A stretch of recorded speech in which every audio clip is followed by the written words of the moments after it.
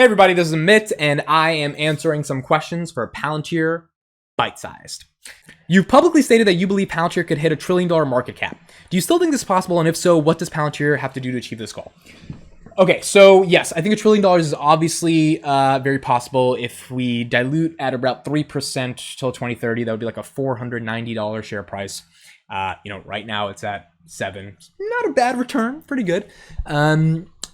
The problem with the $1 trillion market cap, and this is something that a lot of people have talked about, Tom Nash in particular, is that every $1 trillion company has a consumer product.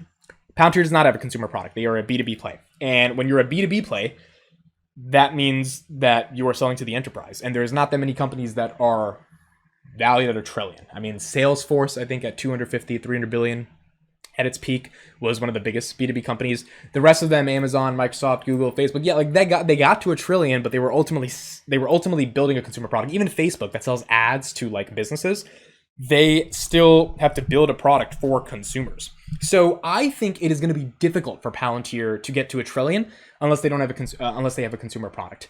Now, could they get to $1 trillion based on just the enterprise?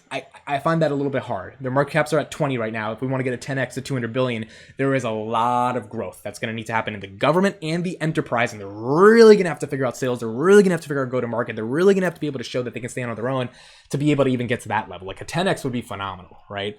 But it's going to be difficult. It's going to be incredibly difficult. What makes it possible to me is if we see the exponential growth curve. We have not seen exponential growth from them yet.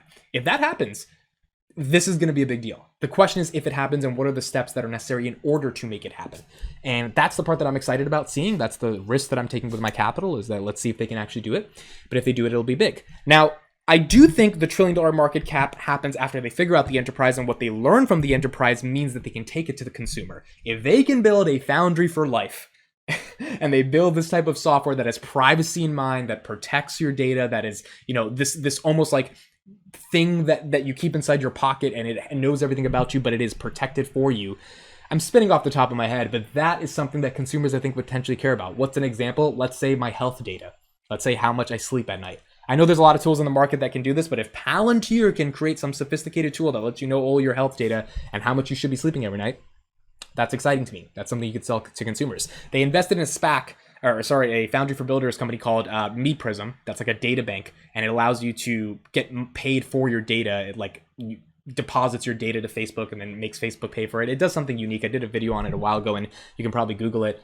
But these are companies that Palantir has tested giving their foundry software to, because these are consumer plays. And if it's all around data protection, data privacy, there is a world in which maybe Palantir sees this as an opportunity for them to take to the next level. But I do not believe a consumer product is happening for a long time. They've got to figure out the enterprise. And if they do, this can be big. And if they get to the consumer, this might hit $1 trillion.